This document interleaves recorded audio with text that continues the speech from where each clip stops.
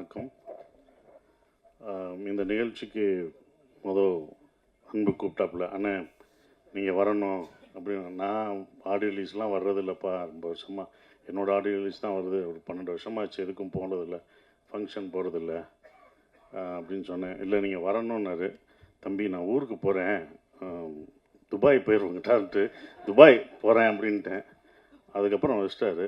அவருக்கு தெரியும் எங்கே அடித்தா எங்கே வலிக்குன்னு தெரிஞ்சிருக்கு போக. அடுத்து ஃபோன் தம்பிகிட்ட இருந்து வந்துச்சு.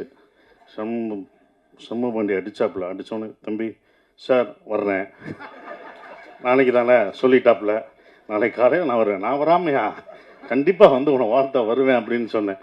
ஸோ அப்படி தான் வந்திருக்கேன். அவர் ஏன்னா விஜயகாந்த் சார் இருந்தால் உரிமையாக கேட்பார் வாங்கன்னு. அவரை கேட்க விடக்கூடாதுன்னு நான் நினச்சேன். அதனால தான் அவரை வாங்கன்னு கூட கேட்க விடல அந்த டைம். ஏன்னா அதுதான் நாங்கள் வந்து விஜயகாந்த் சாருக்கு செய்கிற ஒரு இது. ஏன்னா அவர் எங்கள் மண்ணின் மைந்தர், எல்லாருக்கும் இப்போ மண்ணின் மைந்தர். எங்கள் ஊர் மதுரை, ரைஸ் மில்லு, இதெல்லாம் எனக்கு நினைவுடுது. அவரை வச்சு படம் எடுக்கணும்னா நாங்கள் நினச்சோம், கதையெல்லாம் சொல்ல போனப்போ அப்போ அது நடைபெறலை. ஆனால் அவர் பையனை வச்சு எடுக்கணும்னு எனக்கு ஒன்று வந்தது. அது ரொம்ப சந்தோஷமாக இருந்தது. குற்றப்பரம்பரை அதை வந்து ஹாட் ஸ்டாருக்கு நான் எடுக்கணும்னு போகும்போது அந்த கேரக்டர், ஒரு கேரக்டர் இருந்துச்சு, வையத்துறைன்ற ஒரு கேரக்டருக்கு வந்து கருப்பான ஒருத்தர் வேணுமே. இங்கே என்னடா கருப்பான ஊரில் என்னடா, நம்ம தான் கருப்படிச்சுட்டு எல்லா படத்துலையும் நடிச்சிட்ருக்கோம், ஒரு ஆள் வேணுமே அப்படின்னு யோசிச்சுட்டே இருக்கும்போது தான் நான் வந்து அதுக்கு முன்னாடி மதுரை வீரன் பார்த்துருந்தேன். அப்போ கொஞ்சம் குண்டா இதாக இருந்தார். நான் ஒரு இன்ஸ்டாவில் பார்க்கும்போது ஒல்லியாக ஹைட்டாக யார் இது அப்படின்னு சொல்லி திருப்பி பார்த்தேன். அவர் டாகை வச்சுட்டு அப்படி நிற்பார். அது கண்ணாடி போட்டு நிற்கும்போது அவ்வளோ அவருடைய என்ன உழைப்புனா, உடலை அவ்வளோ அழகாக நல்லா உழைச்சி ஹைட்டாகவும் அதை வந்து அதுக்காக பண்ணார்ல. நான் கேட்டவனே, தம்பி எப்படி தம்பி பண்ணீங்கன்னு. சார் நான் போய் இத்தனை மாதம் நான் ஹார்ட் ஒர்க் பண்ணி என் உடம்பை குறைச்சேன் அப்படின்னாரு. பார்த்தீங்களா, அது எனக்கு ரொம்ப பிடிச்சிருந்த அவரோட ஹார்ட் ஒர்க். உடனே எனக்கு தோணுச்சு இந்த கேரக்டருக்கு இவரை தவிர வேறு யாருமே பண்ண முடியாதுன்ட்டு நான் வந்து டெஸ்ட் ஷூட் எடுக்கணுன்ட்டு கூப்பிட்டேன். இது ஹாட் ஸ்டார் கூட பண்ணலை, யாருக்கும்னா நம்ம எடுத்து பார்த்துக்குவோம் அவர் எப்படி கரெக்டாக இருப்பாரான்னு சொல்லிட்டு நான் வந்து வாங்க தனியாக நம்ம 2 பேரும் தான், வேறு யாரும் கிடையாது, போட்டு ஒரு ஃபோட்டோ எடுத்து பார்ப்போன்னு நான் வந்து எடுத்து பார்த்தேன். அவங்க சொன்ன மாதிரி அந்த கண்ணை தான் ஃபஸ்ட்டு எடுத்தேன். கண்ணை பார்த்தோன்னே விஜயகாந்த் சார் தான் எனக்கு ஞாபகம் வந்தார். கண்டிப்பாக அந்த கண்ணில் அப்படியே இருந்தது. அந்த கண்ணை தான் நான் போஸ்டராகவே வச்சு அவங்களுக்கு காமிச்சேன், மேடத்திட்டையும் காமிச்சேன். அப்புறம் மேடத்திட்ட சொன்னேன், இவர் தான் வேணும் எனக்கு வந்து 60 நாள், என்ன இவ்வளோ நாள் டேட் கேட்குறீங்க அப்படின்னு, நீங்கள் கொடுங்க மேடம் அப்படின்னு. அவரை மூத்தவரை வேணால் அரசியலுக்கு வச்சுக்கோங்க, இவர் எங்களுக்கு சினிமாவுக்கு கொடுங்கன்னு கேட்டேன். அவங்க எந்த இதுவும் இல்லை, அவ்வளோ பணிவாக 2 பேரும். அவங்க வீட்டுக்கு போனாலும் என்ன சொல்கிறாங்க, அவங்க வந்து அவ்வளோ பணிவாக 2 பேரும் அவ்வளோ இதாக இருந்தாங்க.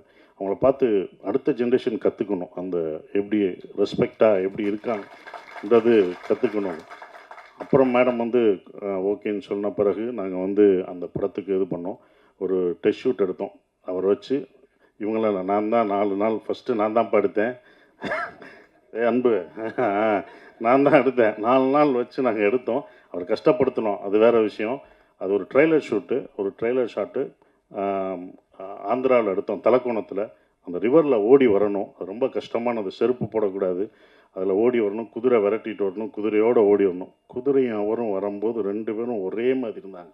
என் ஷாட் வைக்கும்போது அந்த குதிரை வேகத்துக்கு வந்தது, எனக்கு இன்னும் அது வரலேன்னு வருத்தப்படுறேன். இந்த ட்ரெய்லரை கொண்டு வர முடியலேன்னு வருத்தமாக இருந்தது. அதுக்கப்புறம் தான் அந்த முடி ஹேர் ஸ்டைல் வெட்டி அவர் வெளியிலலாம் போனோடனே, ஃபங்க்ஷன்லாம் போனோடனே அன்பு பார்த்துட்டாப்புல, இது நல்லா இருக்காரே, இவரை நம்ம இது பண்ணணுமே சார். அடுத்து நான் விதை போட்டு வச்சுருக்கேன்டா, ஏன்டா என்கிட்ட கேட்குற, நான் அவரை விட மாட்டேன் அப்படின்னு. நான் தரவே மாட்டேன், நான் எவ்வளோ இது வச்சுருக்கேன் அந்த படத்துக்கு, அந்த கேரக்டருக்கு நான் முடி வச்சுருக்கேன். இல்லை சார் முடியை நாங்கள் குறைச்சிக்கிறோம் சார். முடியாதுன்னு சொன்னேன். சரி, நான் அங்கிட்டு பார்த்தா இவர் வர்றாரு, சார் முடி நல்லா இருக்குது சார். அது நான் எடுத்து வச்சுருக்கேன்ப்பா. என்னப்பா நான் பண்ணி வச்சாரன் நீங்கள் கேட்குறேன்னாரு. ஆனால் அது பண்ண முடியல. ஆனால் சந்தோஷமாக இருந்தது. சரி அன்பு, நீ 18 நாள் எடுத்துக்கோ அப்படின்னு சொல்லி நாங்கள் டேட்டு இது பண்ணிக்கிட்டு இருந்தோம். ஒரு விஷயந்தான் சொல்லணும், அவர் படம் ரிலீஸ் ஆகலை, ஆனால் இத்தனை பேர் இருக்கோம் பார்த்தீங்களா, இதுதான் உங்களோட வெற்றி. படம் வர்றதுக்கு முன்னாடி ஒரு வெற்றி வந்து எந்த நடிகருக்கு பண்ணுறாங்க, ஒரு படம் வந்து அடுத்த படம் தான் வரும். இத்தனை பேர் உங்களை அடுத்து வச்சு படம் பண்ணுறாங்களே, இதுதான் உங்களோட வெற்றியாக பார்க்குறேன். ரொம்ப டெடிக்கேட்டிவானது. ஆனால் நாங்களாம் பார்த்துருக்கோம், சும்மா யாரும் சொல்லலை. உண்மையிலே அந்த டெடிக்கேஷன் அவருக்கு அவ்வளோ இருந்தது. ஏன்னா விஜயகாந்த் சாரை பார்த்தா எங்களுக்கெல்லாம் இன்ஸ்பிரேஷன். நாங்களாம் அவரோட ஒர்க் பண்ணல, அவளோட பயணிக்கிற எங்களுக்கெல்லாம் இல்லை. ஆனால் அவர் கேள்விப்பட்டிருக்கோம். நாங்கள் வந்து டைரக்ஷனாக வரும்போது, நான் கம்பெனி ப்ரொடக்ஷன் ஆரம்பிக்கும்போது எல்லாம் ஒன்று சொல்லும்போது, விஜயகாந்த் சார் ஆஃபீஸ்க்கு போனால் எப்போ வேணாலும் சாப்பாடு கிடைக்கும், எப்போ வேணாலும் எல்லாருக்கும் ஒரே மாதிரி சாப்பாடு தான் கிடைக்கும் அப்படின்னாங்க. அப்போ நான் என் கம்பெனியில் சொன்னேன், சார் ஆஃபீஸில் எப்படி இருந்தாலும் இத்தனை வருஷத்துக்கு அப்புறம் இந்த ஜென்ரேஷனுக்கும் அடுத்த ஜென்ரேஷனுக்கும் அவர் சாப்பாடு போட்டது இன்னும் வந்துட்டுருக்கு பார்த்தீங்களா, அது தொடருதுன்னா பாருங்கள் எவ்வளோ இதாக இருக்குது. இதை நம்ம பண்ணணும்னு சொல்லி அவர் எனக்கு இன்ஸ்பிரேஷனாக அந்த இதில் இருந்தார். அதுக்கு வந்து ரொம்ப இது சுதீஷ் சார் சொன்னார், விஜயகாந்த் சார் மாதிரி தம்பியை பத்திரிக்கையாளரும் மக்களும் அடுத்து அவரை ஏற்றி விட்டுருங்க அப்படின்னு சொல்லிட்டு இருந்தார். சார், தமிழ்நாடு மக்கள் ரொம்ப சென்டிமெண்ட்டான ஆளு சார், யார் சென்டிமெண்ட் பீப்புள் சார். நாங்கள் எப்படி விஜயகாந்த் சாரை வந்து அப்படி தூக்கி வச்சு தமிழ்நாட்டு கொண்டாடிச்சோ அதே மாதிரி அடுத்து சண்முக பாண்டியனை கண்டிப்பாக தமிழ்நாடு மக்கள் கைவிட மாட்டாங்க சார், தூக்கி கொண்டாடுவாங்க சார், அது உறுதி சார். பெரிய இடத்துக்கு போகிறார். ஏன்னா இந்த மாதிரி ஒரு ஹைட்டில் இந்த மாதிரி ஒரு கருப்பான ஒரு ஹீரோ கிடையாது சார். நாங்கள் கருப்பாக இல்லை சார், அந்த மாதிரி கிடையாது. அவர் வந்தது எங்களுக்கு வந்து ரொம்ப சந்தோஷம் சார். அதுதான் எடுத்துகிட்ருக்கோம். ரொம்ப சந்தோஷமாக இருக்குது. என்னால் வந்து அவரை வச்சு படம் லேட்டாகுது, தாமதம். கண்டிப்பாக அந்த குற்றப்பரம்பரை எடுக்கும்போது அந்த கேரக்டருக்கு அவர் தான் வருவார். அவரை வச்சு தான் நான் இருப்பேன், வேறு யாருமே அது கிடையாது. நாங்கள் வச்ச விதை வளர்ந்துருக்கு. இத்தனை பேர் நாங்கள் அந்த அவரால் பயன்படுத்தி அதை அறுவடை பண்ணுறோம். இந்த படம் கண்டிப்பாக படைத்தலைவன் பெரிய வெற்றி அடையும். அது அன்புக்கும் ப்ரொடியூசர் எல்லாருக்கும் என்னுடைய வாழ்த்துக்கள். கேமராமேன் சதீஷ் சார், அவரோட ஒரு படம் நான் பண்ணிகிட்ருக்கேன். ரொம்ப அற்புதமான ஒரு கேமராமேன், டெடிக்கேட்டிவாக ஒர்க் பண்ணுவார். அவர் ஒர்க்கையும் பார்த்துருக்கேன், ரொம்ப அற்புதமாக பண்ணுவார். இந்த படத்தில் பணியாற்றிய எல்லாருக்கும் என்னுடைய வாழ்த்துக்களை தெரிவிச்சுக்கிறேன். அவரை வாழ்த்த வந்த எல்லாருக்கும் என்னுடைய வாழ்த்துக்கள். நன்றி. இந்த படம் வெற்றி விழாவில் சந்திப்போம். நன்றி மேடம், ரொம்ப நன்றி மேடம். பையனை எங்களுக்கு கொடுத்ததுக்கு அவங்களுக்கு தான் நன்றி சொல்லணும். அவ்வளோ அழகாக அவங்கள வளர்த்துருக்காங்க, அவ்வளோ டிசிப்ளின் பண்ணியிருக்காங்க. அது கண்டிப்பாக ஜெயிப்பார் மேடம். மக்களோட மனசு தான் ஜெயிப்பார், வெற்றி பெறுவார் மேடம். நன்றி. அரங்கத்திற்கு வணக்கம், மேடைக்கு வணக்கம். ஏன்னா முதல் வணக்கம் எதுக்கு உங்களுக்கு சொன்னேன்னா, நீங்கள் மனசு வச்சது தான் படம் ஓடும். இப்போ இவங்கெல்லாம் பேசிட்டு போயிடுவாங்க, பட் நீங்கள் தான் போய் அந்த எந்திரத்தை முடுக்கி விடணும். படைத்தலைவன் இந்த டைட்டில் எப்படி உதயமாச்சு என்னன்னு தெரியல. ரொம்ப பேரை ஏங்க வைக்கிற ஒரு டைட்டில். இப்படி பார்த்தாலும் சரி, இப்படி பார்த்தாலும் சரி, இப்படி பார்த்தாலும் சரி, இப்படி பார்த்தாலும் சரி, இப்படி பார்த்தாலும் சரி, கேப்டனுடைய ரசிகர்களாக இல்லாதவங்க யாருமே இங்கே இல்லை. நானும் அவரோட ஒரு படம் பண்ணியிருக்கேன், இயக்கியிருக்கேன். இங்கே பல விஷயங்கள், புது விஷயங்கள் இருக்குது என்கிட்ட சொல்கிறதுக்கு.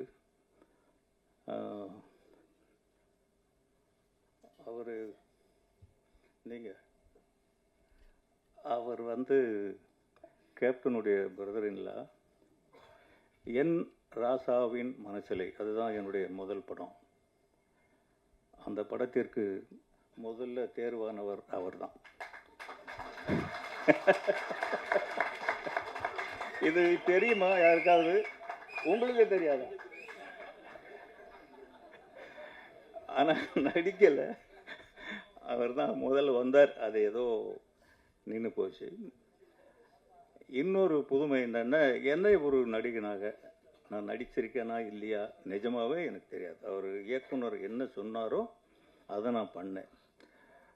ரொம்ப தேவைக்கு அதிகமாக ஒரு வயசானவனா என்னை மதித்து மரியாதை கொடுத்தாங்க. அது கொஞ்சம் அதிகம். இன்னும் கொஞ்சம் நான் கொஞ்சம் இளைஞனாக வேஷம் போட்டுக்கணும்னு ஆசைப்படுறேன். பட் அவங்களாம் வந்தோடனே எழுந்து நின்று பண்ணாங்க. இது வந்து இன்னும் இது என்ன செய்யும், நான் என்ன பண்ணுவேன் அப்படிங்கிறது எனக்கு தெரியல. இந்த படத்தில் முக்கியமாக குறிப்பிட வேண்டிய ஒன்று, ஒரு இடத்துல உட்காந்தோ இல்லை எதையாவது பிடிச்சிட்டு சாஞ்சி நின்னோ ஒரு நிமிடம் கூட நான் பார்த்ததே இல்லை, ஒரு வினாடி கூட. அது ஒளிப்பதிவாளர் சுரேஷ், அவருக்கு தான் இருக்க அத்தனை பேருடைய இயக்கத்தையும் மொத்தமாக இயங்கினவர் அவர். அவர் இல்லைன்னா உண்மையிலேயே இந்த படம் இவ்வளவு அழகாக வந்திருக்குமான்னு சொல்ல முடியாது. உண்மையிலேயே நான் பிரமிச்சு போயிட்டேன் பிரதர். நீங்கள் சொல்லும் போதெல்லாம் நம்பலை. அவர் அப்பப்போ சொல்லுவார், பட் இப்போ பார்க்கும்போது தெரியுது எவ்வளவு பெரிய உழைப்பு அவர் உழைச்சிருக்காரு. அந்த கேமரா விட்டு அவர் கை எடுத்ததே கிடையாது. இந்த மாதிரி ஒர்க் பண்ணார். தம்பி நம்ம ஹீரோ படைத்தலைவன் என்ன சொல்கிறது அவரை பற்றி, எல்லாமே அவர் மாதிரியே தான் இருக்குது. இன்னும் சொல்லப்போனால் அவரை விட கொஞ்சம் ஹைட்டாக இருப்பாருன்னு நினைக்கிறேன். முதல்ல போகும்போது ஒரு யானையோட நடிச்சிட்டு இருந்தோம். அவர் பூந்து விளையாடுறாரு. போன உடனே சின்ன பிள்ளை இல்லையா, டக்குன்னு போய் வீரம் விளைஞ்ச மண்ணுக்கு பிறந்தது அது. அவர் டக்குன்னு பூந்து விளையாடுறாரு, யானைக்கு முத்தம் வைக்கிறாரு, தட்டி கொடுக்குறாரு. இதுக்கெல்லாம் லஞ்சம் கொடுத்துருக்காருன்னு அப்புறம் தான் தெரியுது. நமக்கு கிட்ட போகிறதுனால உள்ளே போகிறோம், வெட்ட எடுத்து என்ன யானை என்னங்க அது பூனைக்குட்டியாக தூக்கி வச்சு கொஞ்சம் இருக்கு. ஆனால் அவர் பாஞ்சு இப்போ கட்டி பிடிக்கிறாரு, முத்தம் வைக்கிறாரு, அது கூட உட்காந்துக்கிறாரு. இப்படி போயிட்டு இருந்தா திடீர்னு ஃபைட்டுங்கிறாங்க. போய் பார்த்தாக்க 5 யானை நிற்குது.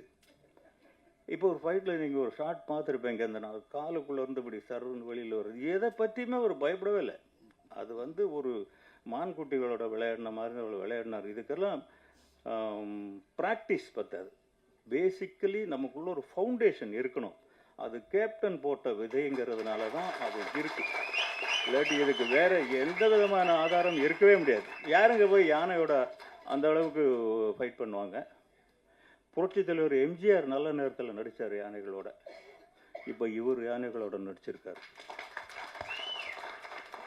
ரிசல்ட் என்னன்னு நீங்களே பார்த்துக்கோங்க. யானையும் கிட்டத்தட்ட ஒரு பூனைக்குட்டி மாதிரி அந்த அளவுக்கு ப்ராக்டிஸ்டு எலிஃபண்ட் வச்சுருந்தாங்க. ரொம்ப நாள் அதுவும் பண்ணுச்சு. நான் நடித்தது கொஞ்ச நாள் தான், இருந்தாலும் கூட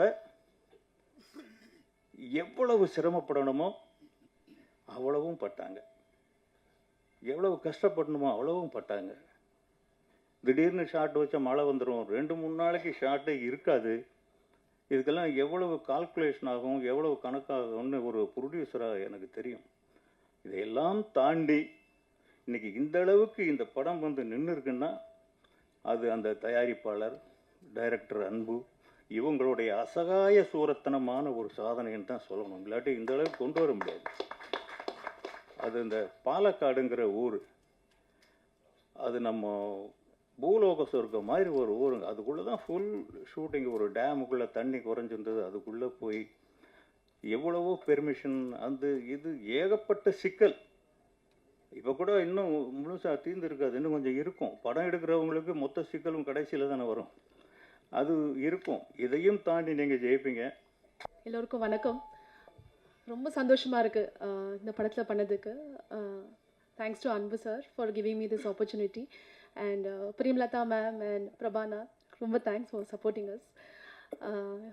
இந்த படத்தில் இட்ஸ் அ பிளெஸ்ட் மூவி. நான் ரொம்ப பிளெஸ்டாக ஃபீல் பண்ணுறேன். ஏன்னா கேப்டன் அவருடைய பிளெஸிங்ஸே இந்த படத்தில் இருக்குது. அதுக்கு மேலே வேறு என்ன வேணும்? ஸோ ரொம்ப சந்தோஷமாக இருக்குது. அண்ட் அவரை மீட் பண்ணுறதுக்கான ஆப்பர்ச்சுனிட்டியும் எனக்கு கிடச்சிது கிளிம்ஸ் ரிலீஸ் பண்ணுறப்ப. அதுவே ரொம்ப பிளெஸ்டாக நான் ஃபீல் பண்ணுறேன். அண்ட் அஃப்கோர்ஸ் இதில் Ilaiyaraaja sir major part in this film. Lovely song sir. உங்களை பற்றி சொல்கிறதுக்கெலாம் என்ன சொல்கிறதுனே தெரியல. Your legend and lovely song sir. So அதுவும் எனக்கு ரொம்ப சந்தோஷமாக இருக்குது. அண்ட் இதில் ஒர்க் பண்ண டெக்னீஷியன்ஸ், உங்கள் சப்போர்ட் இல்லாமல் எதுவுமே இல்லை. Our cameraman sir Sathish and stunt master எல்லாருக்குமே ரொம்ப தேங்க்ஸ் சொல்ல விரும்புகிறேன். And Parthiban sir for this amazing dialogues. ரொம்ப ஸ்ட்ராங்கான கேரக்டர் எனக்கு கொடுத்துருக்காங்க. And Shanmu, you been such a lovely costar. Very warm, very friendly. ரொம்ப கம்ஃபர்டபுளாக ஃபீல் பண்ண வச்சார். எல்லாமே சூப்பராக போச்சு. Main star of the evening அவரால் வர முடியலன்னு இல்லை, வர முடியாது. நான் அந்த யானை தான் மணியன். ஸோ அவர் என் கூட வந்து ஐ திங்க் ஷண்முவோட தான் நிறைய சீன்ஸ்லாம் அவர் கூட இருந்துச்சு. ஸோ அவருக்கும் ஷண்முக்கும் நிறைய பாண்டிங் இருந்துச்சு. அதில் a big animal with a small innocent heart, அதுதான் அவர் சொன்னது. நான் நிறைய பிக்சர்ஸ்லாம் பார்த்துருக்கேன் ஷண்மு அவரோட பாண்டிங்லாம். ஸோ அவரால் வர முடியல, பட் அவர் நடிச்சிருக்காரு இல்லையா. ஸோ அவருக்கும் thanks for working patiently with us. And அவ்வளோதான். Thank you so much. அண்ட் கண்டிப்பாக ப்ரெஸ் மீடியா அங்கே வந்ததுக்கு ரொம்ப ரொம்ப நன்றி. ஹார்ட் ஒர்க் பண்ணியிருக்கோம். நீங்கள் வந்து கண்டிப்பாக எங்களுக்கு தியேட்டரில் வந்து சப்போர்ட் கொடுங்க. நன்றி. வந்திருக்க ப்ரெஸ் சேனல், யூடியூப் நண்பர்கள் எல்லாருக்கும் வணக்கம். கட்சிக்காரங்க எல்லாருக்கும் வணக்கம். இந்த படம் வந்து எனக்கு ரொம்ப ஸ்பெஷலான படம். எனக்கு வந்து ரொம்ப க்ளோஸான படம். ஏன்னா அப்பா இருக்கும் போது அப்பா கதை கேட்டு ஓகே பண்ண படம் இது. அதே மாதிரி அப்பாவோட பிறந்த நாள் அன்னைக்கு இந்த படத்தோட ஃபர்ஸ்ட் கிளிம்ஸ் ரிலீஸ் பண்ணுறோம். அப்பா இருக்கும் போதே நீங்கள் ட்ரெய்லரில் பார்த்த அந்த 2 ஃபைட் சீக்வன்ஸையும் அப்பா ஃபுல்லாக பார்த்துருக்காரு. அப்பா நல்லா வந்திருக்குன்னு அவர் வாயால் சொன்னார். அதனால் எனக்கு இது ரொம்ப க்ளோஸ் டு மை ஹார்ட். அதே மாதிரி அன்பு பிரதர் வந்து எனக்கு டே 1 என்ன கதை சொல்லி இது இப்படி தான் பிரதர் வரும், இது இந்த மாதிரி தான் அவுட்புட் என்ன வரும்னு சொன்னாரோ அதை அப்படியே எக்ஸாக்டாக கொடுத்துருக்காரு. So thank you brother. Cameraman sir ரொம்ப அருமையான ஒர்க் பண்ணியிருக்காரு. எனக்கு இந்த செட்டில் வந்து ஒரு ஒரு ஒரு பயமோ இல்லை நான் பண்ணுறது சரியோ தப்போ இல்லை யாரோ ஏதோ தப்பாக பேசிடுவாங்களோன்னு எனக்கு எந்த ஒரு கில்ட் ஃபீலோ ஒரு தப்பான ஃபீலோ கேமராமேன் சைடாக இருக்கட்டும் இல்லை டைரக்ஷன் சைடாக இருக்கட்டும் எங்கேயுமே எனக்கு கொடுக்கல. ரொம்ப கம்ஃபர்டபுளாக என்னை வச்சு அவ்வளோ அருமையாக என்கிட்ட இருந்து வேலை வாங்கியிருக்காங்க. யானை என்னோட படத்தில் என்னோட நண்பன் மணியன். நானும் அதுவும் வந்து நீங்கள் எல்லோரும் நினச்சிருக்கலாம் இந்த மாதிரி யானை கூட ஒரு 20 நாள் 30 நாள் ப்ராக்டிஸ் எடுத்து இது பண்ணலான்ட்டு. ஆனால் என் டைரக்டர் சார் அதெல்லாம் உடலை. ஃபர்ஸ்ட் டே பூஜை நடந்து முடிஞ்ச 2வது நாள் பிரதர் இன்னைக்கு உங்களுக்கு ஃபைட் சீன்னாரு. நானும் சரி ஓகே ஃபைட்டு தானேன்ட்டு போய் பார்த்தா 5 யானையை நிற்க வச்சிருக்காரு. நான் கூட ஏதோ விளையாட்டுக்கு சொன்னார், இல்லை பிரதர் நீங்கள் யானை கீழே வரணும் வந்து ஒருத்தர் அடிக்கணும்னு. சரி பிரதர் சும்மா விளையாட்டுக்கு தானே ஏதோ சரின்னு விட்டேன். பார்த்தா நிஜமாலே ஃப்ரேம் அதுக்கு தான் வச்சுட்டு இருந்தாங்க. ஸோ அங்கே நான் யானைக்கிட்ட நான் பழக ஆரம்பித்தேன். அதுதான் எனக்கு டே 1. அப்போ தான் நானும் ஃபஸ்ட் டைம் யானையை பார்க்குறேன். அங்கே தான் பழக ஆரம்பித்தேன்.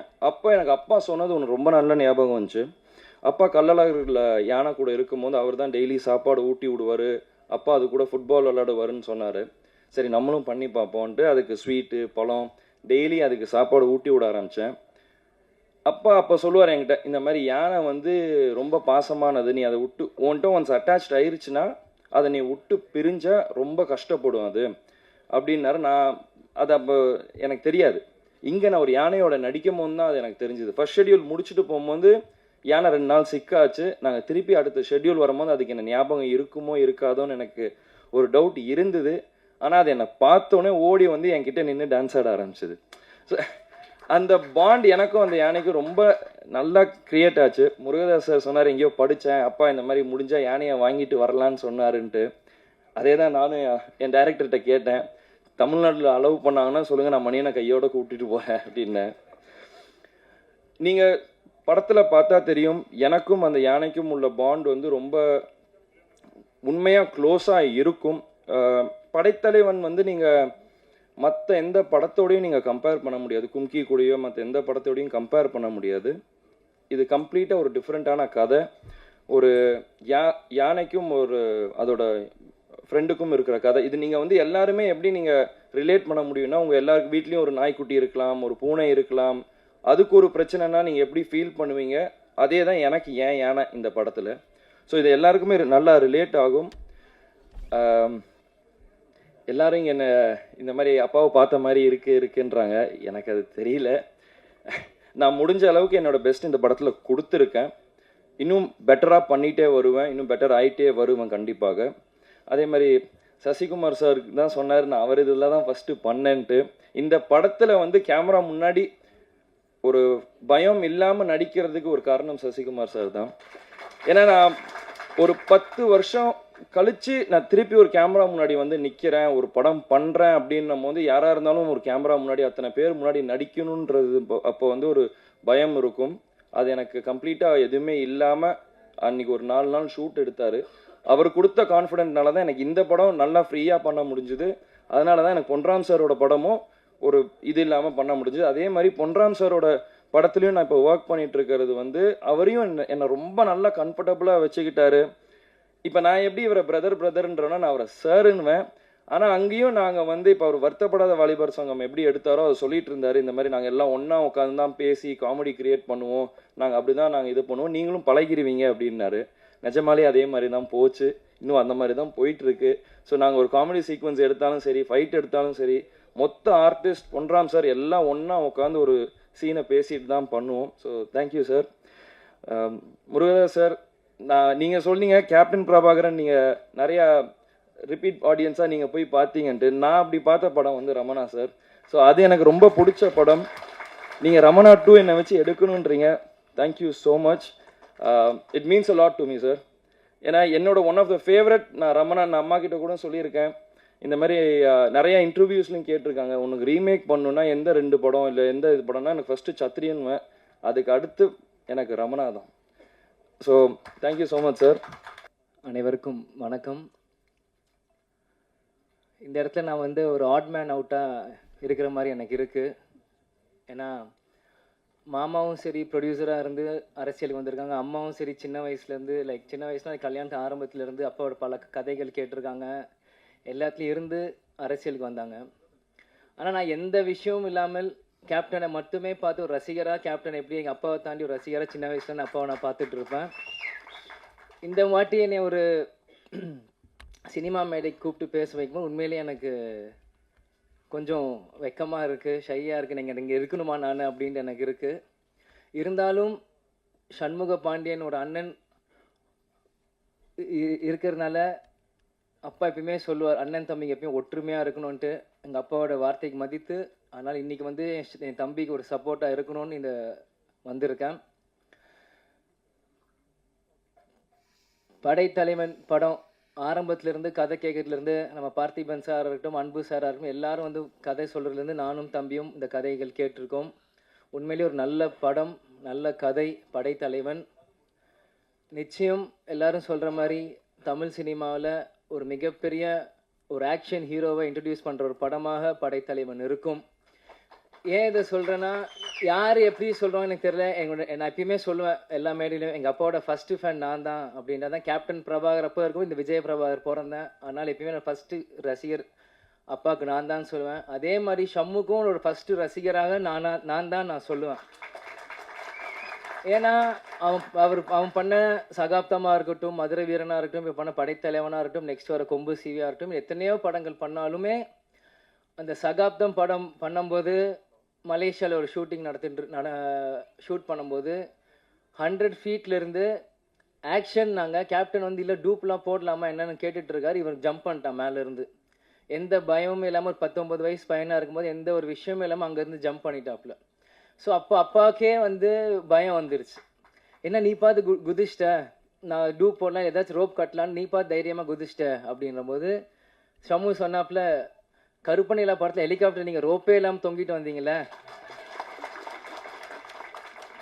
அது எங்களுக்காக பண்ணும்போது உங்கள் மகன் நான் வரும்போது உங்களுக்காக நான் 100 மாடியிலும் குதிக்கிறது எனக்கு என்ன, எனக்கு எந்த அச்சமும் இல்லை, உங்களுக்குள்ள அதே ரத்தம் தான் எனக்குள்ளேயும் ஓடிட்டு இருக்கு அப்படின்னு ஷம்மு சொல்லும்போது உண்மையிலே அந்த இடத்துல நான் வேந்து பார்த்தேன். அதே மாதிரி சகாப்தம் ஒவ்வொரு ஷாட்டுமே தம்பி எப்படிலாம் ஃபைட் பண்ணியிருக்கான்ட்டு எனக்கு தெரியும். கேப்டன் எங்கேயும் போல, அவர் படத்தில் நீங்கள் பாருங்கள், கேப்டன் திரையில் தெரிவார். மேடையில் இருக்கும் அந்நியார் அவர்களுக்கு வணக்கம். சுதீஷ் சார் வணக்கம். இந்த படத்தின் கதாநாயகன், எதிர்காலத்தின் நம்பிக்கை நட்சத்திரம் சண்முக பாண்டியன் அவர்களுக்கும் வணக்கம். சசி சார் வணக்கம் சார். கஸ்தூரிராஜ் சார் வணக்கம். அப்புறம் கழகத்தை தன் தோளில் சுமந்து கொண்டு வந்திருக்கும் பிரபாகரன் அவர்களுக்கும் வணக்கம். கேப்டனின் அன்பு தம்பிகள், சகோதரிகள், தமிழகம் என்றும் இருக்கும் அனைவருக்கும் எனது வணக்கத்தை தெரிவித்துக் கொள்கிறேன். கேப்டன் வந்து ரமணாவில் மட்டும் எனக்கு அறிமுகம் நினச்சிட்டு இருப்பேங்க, கிடையாது. ரமணாவுக்கு முன்னாடி எனக்கு அவர் பரிச்சயம். ரசிகனா தேட்டரில் இருந்தது வேறு. அது உங்களை மாதிரி நானும் அவரை ரசிச்சிருக்கேன். கேப்டன் பிரபாகரன்லாம் 50-60 தடவை பார்த்துருப்பேன். டெய்லி நைட் ஷோ முடிஞ்சதுன்னா போய் உட்காந்துருவேன் அந்த தேட்டரில், திருப்பி பார்த்துட்ருப்பேன். நான் மட்டும் கிடையாது, மொத்தம் ஆடிட்டோரியமே ரிப்பீட். எல்லா டைலாகும் வர்றதுக்கு முன்னாடியே கிளாப் பண்ணிக்கிட்டே இருப்பாங்க. அந்த மாதிரி பார்த்துட்டு இருந்தேன். இன்னும் சொல்லப்போனால் ஒரு இன்றைக்கி நான் என்ன சொல்லுவாங்க, நீங்கள் வந்து உங்கள் படத்தில் வில்லன்லாம் ஹேண்ட்ஸமாக இருக்காங்க, வில்லன்லாம் ஹீரோவோட அழகாக இருக்காங்களே எப்படின்னு சொல்லி. ஆனால் வில்லனை வந்து ஒரு ஹேண்ட்ஸமாக ஒத்துக்கிறதுக்கு வந்து ஒரு ஹீரோவுக்கு வந்து ஒரு பெரிய நம்பிக்கை வேணும். நீங்கள் அதை யோசிச்சு பார்த்தீங்கன்னா அதெல்லாம் அந்த ட்ரெண்டில் ஆரம்பித்தவர் கேப்டன் அவர்கள் தான். கேப்டன் அவரோட வில்லன்கள்லாம் பார்த்தீங்கன்னா பயங்கர அழகாக இருப்பாங்க. அதுக்கு முன்னாடிலாம் அப்படி இருக்கவே மாட்டாங்க. அந்த ட்ரெண்ட் ஆரம்பித்தது கேப்டன் அவர்கள் தான். சத்யராஜ், சரத் சார் ஆகட்டும், இன்னும் நிறைய பேர் சொல்லிக்கிட்டே இருக்கலாம். அவரோட கம்பெனியில் அவர் அறிமுகம் செய்தவர் அவர் எவ்வளோ பெரிய இது. அதுக்கப்புறம் நான் கலைமணி சார்கிட்ட வந்து ஒர்க் பண்ணும்போது செட்டுக்கு போயிருக்கேன். கருப்பு நிலா செட்டு தான். அப்போ அவர் டைலாக் வந்து கலைமணி சார், நான் அசிஸ்டண்ட்டாக இருக்கும்போது செட்டில் போவேன். ஸோ மூலையில் இருக்கும்போது லைஃப்பில் ஃபஸ்ட் டைம் வந்து கேப்டன் நான் பார்க்குறேன். ஸோ அப்படியே பார்த்துட்டு இருக்கும்போது சும்மா சாதாரணமாக அப்படியே இருந்துட்டு இருப்பார். ஸோ நின்றுட்டு இருக்கும்போது என் முன்னாடி ஒரு பிளேட் வந்துச்சு, ஒரு சின்ன டம்ளரில் இருந்தது. என்னன்னு பார்த்தா ஸோ மோர் அப்படின்னு நினச்சி குடிச்சு பார்த்தா ஹார்லிக்ஸ். என்னோட அது நம்ம ஒரு அசிஸ்டண்ட்டுக்கு ஹார்லிக்ஸ் நம்ம கொடுப்பாங்க ஒரு கம்பெனிலன்னு அப்படியே குடிச்சிட்டு, ஒருவேளை வேறு யாருக்கும் வாங்கினது மிச்சமா, சரி ஓகேன்ட்டு இப்படி போய் தனியாக குடிச்சு அந்த பக்கம் பார்க்குறேன். ஒரு பெரிய ஸ்டவ்வில் ஒரு பெரிய ஒரு பெரிய பேரலில் வந்து ஹார்லிக்ஸை உடச்சி உள்ளே கொட்டிகிட்டு இருக்காங்க. நல்லா ஊரில் ஹார்லிக்ஸ்னால் உடம்பு சரியில்லைன்னா வாங்கி கொடுப்பாங்க. அப்போ தான் அதையும் அப்படியே இந்த பக்கம் திரும்புறதுக்குள்ளே வீட்டில் இருக்கிறவங்க எல்லாரும் அப்படியே வாயில் போட்டு காலி பண்ணாங்க. வந்து ஹார்லிக்ஸ் வந்து ஒரு சினிமா கம்பெனியில், அதுக்கு முன்னாடி நான் கலைமணி சார்கிட்ட ஒரு 10 செட்டுக்கு போயிருக்கேன். அந்த மாதிரி நான் பார்த்ததே கிடையாது. ஹார்லிக்ஸ் ஆகட்டும், இளநீ ஆகட்டும், இது எல்லாருமே சொல்லியிருப்பாங்க. நான் கண்ணால் பார்த்துருக்கேன். சபரிமலை மாலை போட்டவங்கெல்லாம் வந்து கருப்புநிலாவில் கோவாவில் ஷூட்டிங் நடந்துட்டு இருந்தப்போ அப்போ அந்த அவங்க சாப்பிட்டுட்டு இருக்கிற இடத்துக்கு வராரு கேப்டன். வந்து அவங்க பார்க்குறாரு. பார்த்துட்டு வந்து இவங்களுக்கு என்ன எதுவும் வைக்கலன்னா, இல்லை கேப்டன் அவங்க நான்வெஜ் சாப்பிட மாட்டாங்க, மாலை போட்டிருக்காங்கல்லன்னு. அவங்களுக்குலாம் பக்கோட போடி அப்படின்னு அப்போ சொல்கிறாரு. எனக்கு வந்து எப்படி ஒரு கேப்டன் ஒரு ஒரு படத்தோட கதாநாயகன் தனக்கு என்ன வருது மட்டும்தான் பார்ப்பாங்க. ஃபுல்லாக ஒரு எல்லாருமே சாப்பிடணுன்ட்டு அந்த வயிறு நிறையணும்னு நான் நிறைய விஷயம் கண்ணால் பார்த்துருக்கேன். அந்த ராஜபாதர் ஸ்ட்ரீட்டு கூட நம்ம பாண்டி பஜாரோட பேரல் ஸ்ட்ரீட் போகும்போது அந்த கம்பெனிக்கு நான் போயிருக்கேன். போயிட்டு இருக்கும்போது வெளியில் ஒரு 500 பேர் நிற்பாங்க. எப்பயுமே ஒரு 500 பேர் இருப்பாங்க. அப்போ கேப்டன் அவர்கள் வந்து அவர் கையால் அந்த பாக்கெட்டு சாப்பாடை கொடுப்பாரு. அதை நான் பார்த்துருக்கேன், எங்கனால பார்த்துருக்கேன். அந்த பக்கம் இருக்கிற மீடியேட்டர்ஸ் எல்லாருக்குமே அது ஒரு ஹப்பு மாதிரி இருக்கும். அந்த மாதிரி ஒருத்தரை நான் பார்த்தது நிறைய விஷயம். அந்த கேப்டன் பர்பான் அந்த ஹெலிகாப்டர் ஷாட் அப்போ நான் இருக்கேன். அந்த டைமில் நான் கீழே இருந்தேன். அப்போ அதே மாதிரி சொன்னாங்க, டூப் போட்டு பண்ணிக்கலாம் அப்படின்ற மாதிரி சொன்னாங்க. அன்றைக்கி வந்து இவங்க 2 பேருமே வந்திருந்தாங்க, அண்ணியும் வந்திருந்தாங்க. அன்றைக்கி செட்டுக்கு ஒரு அம்பாசடர் காரில் வந்தாங்க, எனக்கு நல்லா ஞாபகம் இருக்குது. அன்றைக்கி அந்த பர்டிகுலர் ஷூட் அப்போ அவங்க இல்லைன்னு நினைக்கிறேன். அப்போ மட்டும் சொல்லிட்டாங்க வந்து, நீங்கள் வந்து அன்னிக்கிட்ட மட்டும் டூப் போட்டுதுன்னு சொல்லிவிடுங்க அப்படின்னு சொல்லிட்டு சொன்னேன். இல்லை கேப்டன் வேணாம், மாஸ்டர் ராக்கி ராஜேஷ் நினைக்கிறேன், அவர் சொன்னார் நான் வந்து டூப் போட்டு எடுத்துக்கலாம் அப்படின்னு. ஏன் டூப்புக்கும் ஒரு உயிர் தானே, அவனுக்கு மட்டும் 2 உயிராக இருக்குது அப்படின்னாரு. அதெல்லாம் அவ்வளோ பக்கத்தில் இருந்து எந்த மைக்கும் கேமராவும் இல்லாமல் காதால் கேட்கும்போது ஒரு பெரிய மிரட்சி உண்டாயிடுச்சு, ஒரு மரியாதை உண்டாயிடுச்சு. அதுக்கப்புறம் அந்த ஷாட் அவரே பண்ணார். ரொம்ப கஷ்டம், நீங்கள் நினைக்கிற மாதிரி கிடையாது. ஒரு ஹெலிகாப்டர்ன்றது இந்த பக்கம் வெயிட்டு போட்டால் இந்த பக்கம் அதுக்கு தகுந்த மாதிரி வெயிட் போடணும், இல்லைன்னா அன்பேலன்ஸ் ஆகி ஹெலிகாப்டர் வந்து அது மேலே இதாக ஆரம்பிச்சிடும். இப்போ இருக்கிறதுல ரொம்ப ஸ்ட்ராங்கு. அந்த மாதிரி இருக்கும்போது கேப்டனோட வெயிட்டை மெஷர் பண்ணி அதுக்கு தகுந்த மாதிரி இந்த பக்கம் ஒரு வெயிட் வச்சு அதை பேலன்ஸ் பண்ணி இங்கேருந்து போனால் நீங்கள் ஒரு 20 அடிக்கு மேலே தான் அவர் கேப்டன்னு தெரியும். அதுக்கப்புறம் போனால் ஒரு உருவம் தெரியும். இங்கேருந்து ஒரு ஜூம் எவ்வளோ ஃபாலோ பண்ண முடியுமோ அவ்வளோதான் தெரியும், அதுக்கு மேலே தெரியாது. ஸோ எவ்வளோ நடிகர்கள் வந்து நடிக்கும்போது ஒரிஜினல் பண்ணுவாங்க, பாடி டபுள் பண்ணுவாங்க, ஃபேஸ் ரீப்ளேஸ் பண்ணுவாங்க, சிஜி பண்ணுவாங்க, எவ்வளவோ பண்ணிவிட்டு நான் தான் பண்ணேன்னுவாங்க. ஆனால் தான் பண்ணிவிட்டு வெளியில் வந்து நான் பண்ணேன்னு சொல்லாதீங்க, டூப் பண்ணேன்னு சொல்லுங்கள் அப்படின்னு சொன்ன ஒரு பெரிய மனசு உள்ளவர் நான் அன்றைக்கி தான் நான் நேரில் பார்த்தேன். அதுக்கப்புறம் ரமணா உருவாகுச்சு. ரமணா உருவாகும் போதும் சரி, ஃபைட் சீன்லாம் பார்த்தீங்கன்னா ஃபைட்டர்ஸ் எல்லாரோட பேரும் தெரியும். எல்லோரும் சின்ன சின்ன ஃபைட்ரு, அந்த கம்பி கட்டுறவங்க, ரோப்பு இருக்கிறவங்க எல்லார் பேரையும் எல்லாருக்குமே தெரிஞ்சிருக்கும். அப்போ அந்த கம்பி ரோப்புலாம் அப்படின்னும்போது நீ ஃபைட்டருக்கு வேணா வை, எனக்கு வைக்காது அப்படின்றவார். என்ன இல்லை நான் இன்ன வரைக்கும் நான் ஒரிஜினலாக தான் பண்ணியிருக்கேன். நான் ரோப் வச்சு பண்ணேன்னா இதுக்கப்புறம் பண்ணது எல்லாமே நான் பண்ணது இல்லைங்கிற மாதிரி அர்த்தமாகிடும் அப்படின்னு சொல்லி எல்லாத்துக்கும் பார்ப்பார். ஃபைட்டர்ஸ் பண்ணும்போது உட்காந்துருப்பார். கேரவன்னு ஒன்று கிடையவே கிடையாது. ஒரே ஒரு சீன் வந்து ரெடில்ஸில் எடுத்தேன். அப்போ ட்ரெஸ் சேஞ்ச் பண்ணுறதுக்கோ காஸ்டியூம் சேஞ்ச் பண்ணுறதுக்கோ ஒரு இடம் இருக்காது. ஏன்னா ஃபுல்லாக அந்த ரெடில்ஸ் அந்த ஒரு ஹில்ஸ் மாதிரி இருக்கும். அந்த ஏரியாவில் வந்து ஒரே ஒரு கேரவன் மட்டும் அவர்கிட்ட தெரியாமல் அவங்க சொல்லிவிடும். அதுக்கு அவ்வளோ திட்டினார். யாரை கேட்டியா கேரவன் சொன்னி, இன்றைக்கி போய் ஒரு ஷூட்டிங் பண்ணிங்கன்னா ஷூட்டிங் அங்கே நடக்குதுன்னா 1 கிலோமீட்டர் கேரவன் ட்ரெயின் மாதிரி நிற்கும். அவ்வளோ பேருக்கு கேரவன் இருக்கிற இடத்துல அன்றைக்கி ஒரு நாள் கூட கேரவன் யூஸ் பண்ணதே கிடையாது. ஒரு நாள் யூஸ் பண்ணேன், அவர்கிட்ட கேட்காம நான் தான் சொன்னேன் காஸ்டியூம் சேஞ்ச் பண்ணணும், க்ரௌடு வரும், உள்ளே வந்தால் அவர் அங்கே வந்தாவே இங்கே பட்டாசு வெடிக்க ஆரம்பிச்சிடுறாங்க. ஸோ அதனால் நீங்கள் வந்து கேரவனில் இருங்கன்னா ஒத்துக்கவே மாட்டேன்ற. கேரவன் ஆக்சுவலி அன்றைக்கி சும்மா தான் இருந்துச்சு. அதுலேயும் சேர் கூட இப்படி சாயிற மாதிரி சேர் மாட்டேன். ஒர்க் பண்ண சில பேருக்கு தெரிஞ்சிருக்கும். நான் சொல்கிறது ஒரு புள்ளி கூட போய் கிடையாது, மிகைப்படுத்தவும் கிடையாது. ஒரு ஸ்டூலில் உட்காந்துருவார், பின்னாடி சாய மாட்டார், பின்னாடி பூரா அப்படியே உட்காந்துருப்பார். அப்படியே உட்காந்துட்டு யார் யார் என்ன பண்ணுறா அதை மட்டும்தான் பார்த்துக்கிட்டே இருப்பார். விறுவிறுன்னு வேலை நடக்கும். மற்றவங்க என்ன வேலை பார்க்குறாங்க, வேகமாக வேலை நடக்குதா, என்ன சாப்பிட்றாங்கன்றது மொத்தமாக அப்படி ஒரு நெட்வொர்க் மாதிரி வச்சுக்கிட்டு எல்லாரோட கேரையும் எடுத்துக்கிறவர் அவர். ஈவன் டைலாக்லாம் உங்களுக்கு வந்து தெரியாது, ரமணாவில் வந்து எந்த டைலாக்குமே நான் 2 டேக் மேலே போனதே கிடையாது. எந்த டைலாக்குமே 2 டேக் மேலே நான் போனதே கிடையாது. கேப்டன் மேடல் அப்படி பேசுவார், இப்படி பேசுவார், என்ன எதுன்னா அன்றைக்கி நான் பார்த்தப்ப நீங்கள் வந்து அந்த சீஃப் மினிஸ்டர் அந்த ஒரு லிஸ்ட்டு சொல்லுவார், தமிழ்நாட்டோட லிஸ்ட், அந்த புள்ளி விவரம்லாம் சொல்லுவார். 2 டேக் போச்சு, ஒரு தடவை கேமரா வந்து கரெக்டாக செட்டில் ஆகலை, அதனால 2வது டேக் போச்சு. ஆனால் அந்த ஃபுல் நம்பர் டயலாக் கூட நம்ம சொல்லலாம். நம்பர்ஸ் ரொம்ப சொல்கிறது ரொம்ப கஷ்டம். தமிழ்நாட்டில் இத்தனை ஹாஸ்பிட்டல், இத்தனை போலீஸு, இத்தனை பெட்டு, இத்தனை பேஷண்ட்டு, ஓட்டுரிமை இருக்கிறவங்க, ஆம்பளை பொம்பளைன்னு சொல்ல அந்த நம்பர் சொல்கிறது நம்ம வந்து ஒவ்வொரு தடையும் போய் செக் பண்ணி எழுதிடலாம். நம்பர் எழுதுறது ஈஸி, என்னாலே சொல்ல முடியாது. ஒரு அப்படியே ஃபுல்லாக பண்ணிவிட்டு டைலாக் எடுத்தார். இதை மட்டும் எனக்கு 2 நாள் முன்னாடி டைலாக் கொடுத்துருன்னு சொன்னார். 2 நாள் முன்னாடி டைலாக் சொன்னால் ஃபுல்லாக பண்ணார். 2 டேக்கில் சிங்கிள் ஷாட் நீங்கள் பார்த்தீங்கன்னா தெரியும், அப்படியே ட்ராலி ஃபாலோ பண்ணிகிட்டே இருக்கும், சிங்கிள் ஷாட்டில் முடித்தார். டைலாக் ஆகட்டும், நடிப்பாகட்டும், ஃபைட் ஆகட்டும், அவருக்கு ஈடு இணை யாருமே கிடையாது. கதர் சட்டையாலும் காக்கி சட்டையிலும் அப்படி ஒரு அழகனை இந்த தமிழ்நாடு இதுக்கு முன்னாடி பார்த்துருக்காரு. நல்லா யோசிச்சு பாருங்க. நீங்கள் கதர் சட்டையில் போட்டு வந்த அந்த அழகு அப்படி பார்க்கறதுக்கு கண்ணு பத்தாது. காக்கி ட்ரெஸ் அந்த போலீஸ் யூனிஃபார்ம் பார்த்தா அந்த கம்பீரத்தை பார்க்கறதுக்கு கண்ணுக்கு பத்தாது. அப்படி ஒரு ஒன்று இருக்கும். ஒரு ரியல் போலீஸு கூட நம்ம இந்த மாதிரி வரணும்டா அப்படின்ற மாதிரி ஒரு இன்ஸ்பிரேஷனாக இருக்கிற உருவம் தான் கேப்டன். நிறைய பண்ணார். அதுக்கப்புறம் என்னுடைய திருமணத்துக்கும் வந்தார். ஏன் அப்படி சும்மா மொட்டை பையனாக சுற்றிட்டு இருக்க, முதல்ல கல்யாணத்தை முடி, உடனே குழந்தை பெற்றுருன்னு சொல்லி எந்த ஹீரோ அப்படி சொல்லுவாங்க? யோசிச்சு பாருங்க. படம் நடித்தா அதுக்கப்புறம் நம்பரை டெலிட் பண்ணி அடுத்த படம் ஹிட்டு திருப்பி ஒர்க் பண்ணால் தான் திருப்பி நம்பரே சேவ் பண்ணுறேன். இந்த உலகத்தில் அவன் என்ன பண்ணுறான், என்ன பண்ணுற இப்படின்னு வந்து என் கல்யாணத்து வரைக்கும் வந்து சிரமம், எவ்வளோ சிரமம். இங்கேருந்து இங்கே செங்கல்பட்டு தாண்டும் போதிலேருந்தே வண்டி டிராஃபிக் ஜாக ஆரம்பிச்சிருச்சு. கிட்டத்தட்ட ஒரு 7,000 8,000 வெஹிக்கிள்ஸ் எல்லாமே தொண்டர்கள் தான். அன்னைக்கு வரலாறு காணாத கூட்டம்னா எனக்காக கிடையாது, கேப்டனுக்காக. அந்த ஸ்டேஜில் அவ்வளோ கூட்டத்தில் நாங்கள் 2 பேரும் இப்படி முண்டிட்டு இருந்தோம்.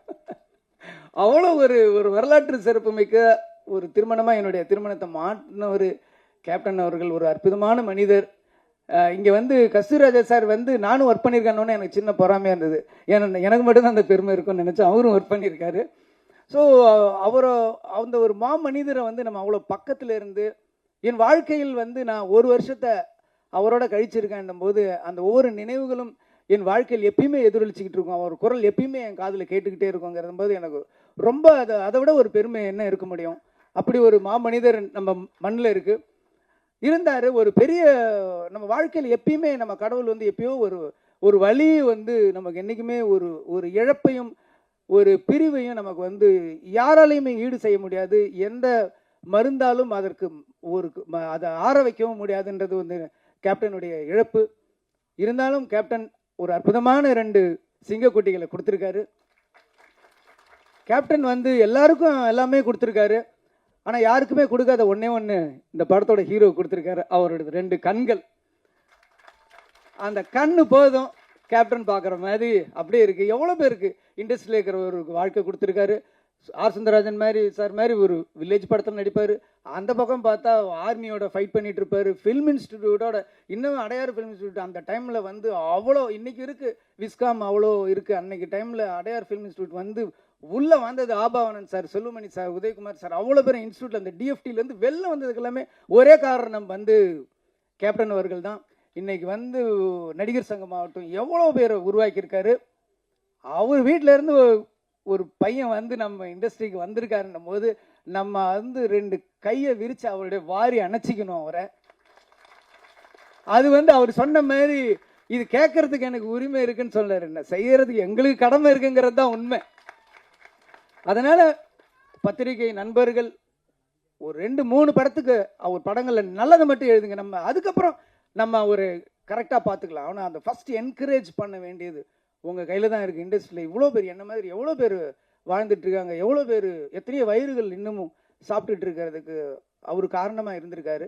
அதனால் அவருக்கா இந்த படம் மிகப்பெரிய வெற்றியை நம்ம கொடுக்கணும். அது அடையும். ரொம்ப பிரமாதமாக இருக்கார். எனக்கு ஒரே ஒரு சந்தேகம் தான், எப்படி இவருக்கு கட் அவுட் வைப்பாங்கன்னு நான் ஆச்சரியப்படுறேன். ஏன்னா இவரே கட் அவுட் மாதிரி இருக்காரு.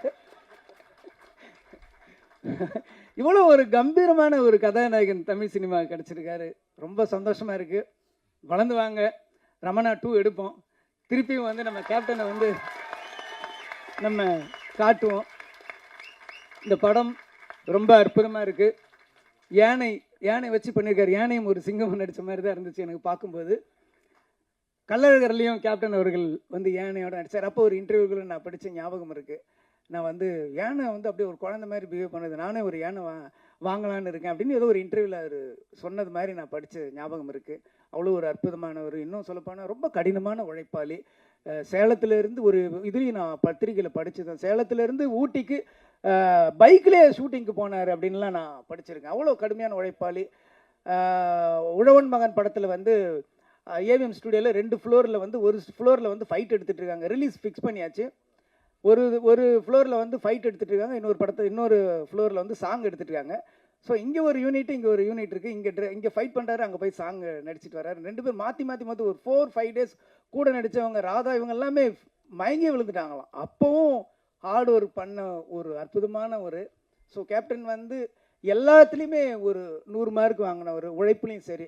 நீங்கள் வந்து கேப்டனை வந்து வீட்டில் பார்த்துருப்பீங்க, நாங்கள் பக்கத்தில் செட்லேயே பார்த்துருக்கோம். அவர் அளவுக்கு நீங்களும் கடினமாக உழைக்கணும். அதே அளவுக்கு புகழ் கொடுக்கறதுக்கு தமிழ் மக்களும் ரெடியாக இருக்காங்க. எல்லாரும் அவருக்கு வாழ்த்துக்களை சொல்லணும். நீங்களும் இந்த படம் மிகப்பெரிய வெற்றி அடையணும். இந்த படத்தோட இயக்குனர், ஒளிப்பதிவாளர் எல்லாருமே நல்லா பண்ணியிருக்கீங்க. எல்லாருக்கும் என்னுடைய வாழ்த்துக்கள். அனைவருக்கும் வணக்கம். டைம் இல்லை, டக்குன்னு முடிச்சுக்கிறேன். ஃபஸ்ட்டு இந்த படத்துக்கு என்னை பிலீவ் பண்ணி கொடுத்த சமு, பிரேமலதா அம்மா, சுதீஷ் சார், இவங்களுக்கு ஃபஸ்ட்டு தேங்க்யூ. அதுக்கப்புறம் இந்த கதையை நான் சமு பிரதருக்கு சொல்லி முடிச்சோன்னா ஒரு 2 டேஸ் டைம் கேட்டார். அது கதைக்கு இல்லை, சசி சாருக்காக. அந்த 2 டேஸை நான் எடுத்து சசி சாருக்கு அதுக்கு முன்னாடியே போயிட்டேன். சார் அண்ணா இது மாதிரிண்ணே சமூக கதை சொன்னேன். நீ ஏன்டா போய் அங்கே போய் கதை சொன்ன அப்படின்னா முதல் வார்த்தையே கேட்டார். ஆனால் இல்லைண்ணே கொஞ்சம் லுக்கெலாம் பார்த்தேன், நல்லா இருந்துச்சுண்ணே அப்படின்னு. அதுக்கப்புறம் 2 நாள் யோசித்து நான் எப்போ டேட்டு கேட்டாலும் கொடுத்துருன்னாரு. அண்ணன்ட்ட ஒரே ஷெடியூல் சொல்லி தான் ஆரம்பித்து கூப்பிட்டு போனேன். கூப்பிட்டு போய் அன்னையிலேருந்து நாங்கள் 2 பேரும் பிளான் பண்ணி வேறு விஷயம் பண்ணியிருந்தோம். ஃபஸ்ட்டு நீங்கள் அதுக்கு அப்ரூவ் பண்ணதுக்கு ரொம்ப நன்றிண்ணே.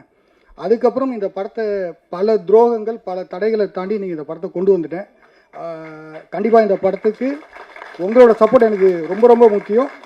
ஏன்னா இது எவ்வளோ இதுக்குள்ளே இன்டர்னலாக இதுக்குள்ளே எவ்வளோ இருந்துச்சுங்கிறது இங்கே அமீரா உட்காந்துருக்க KKR அண்ணா, அம்மா கிருஷ்ணன், சிவா சார், JSK அண்ணா, இவங்கெல்லாம் நைட் அண்ட் டே உட்காந்து இதை பேசி தான் இன்றைக்கி வந்து 23ஆம் தேதி இந்த படத்தை நம்ம கொண்டு வந்தாங்க. அதுக்கு முதல்ல எல்லாத்துக்கும் JSK அண்ணாவுக்கும், சிவா சார், அண்ணன் ரமேஷ் அண்ணனுக்கு ரொம்ப நன்றி. சசி அண்ணனுக்கு இந்த ட்ரெய்லர் கட் பண்ணோன்னா இதில் வந்து ஒரே ஒரு விஷயம், இந்த படத்தை பொறுத்த வரைக்கும் நான் எது பண்ணினாலும் ஃபஸ்ட்டு சசி அண்ணன்ட்ட காட்டணுங்கிறது நான் ரொம்ப கிளியராக இருந்தேன். ட்ரெய்லர் கட் பண்ணோன்னா அண்ணனுக்கு ஃபோன் அடித்தேன், என்னடா அப்படின்னாரு. ஆனால் ட்ரெய்லர் கட் பண்ணிட்டேனே. அதனால் டூரிஸ்ட் ஃபேமிலி டப்பிங்கில் அண்ணன் இருந்தார். நேராக கொண்டு போய் ஃபஸ்ட்டு ட்ரெய்லர் தான் காட்டினேன். ட்ரெய்லர் காட்டினா அவர் எனக்கு சர்ப்ரைஸாக நான் ஒரு ட்ரெய்லர் காட்டுறேன் பாரு அப்படின்னு குற்றப்பரம்பரை ட்ரெய்லரை பார்த்தாரு. ஆனால் இந்த இடத்துல ஒரே ஒரு ரிக்வஸ்ட், எவ்வளோ சீக்கிரம் அதை கொண்டு வரணுமோ தயவு செஞ்சு கொண்டு வாங்கினேன். அது அந்த ட்ரெய்லர் இன்னமும் என் கண்ணில் நிற்கிது. ப்ளீஸ்ண்ணே. ஓகே, இதில் என் டீமை பற்றி பேசுகிறதுக்கு கொஞ்சம் டைம் கம்மியாக இருக்குது. இதில் ஒர்க் பண்ண டெக்னீஷியன்ஸ் அண்டு இதில் ஃபஸ்ட்டு அசிஸ்டன்ட் டைரக்டர்ஸ், இது வரைக்கும் இந்த அசிஸ்டன்ட் டைரக்டரில் உள்ள எல்லா டீமுமே நைட் அண்டே இந்த படத்துக்காக நேற்று 2:30 மணி வரைக்கும் க்யூவில் உட்காந்து தான் வந்திருக்கானுங்க. எல்லாருக்கும் தேங்க்யூடா.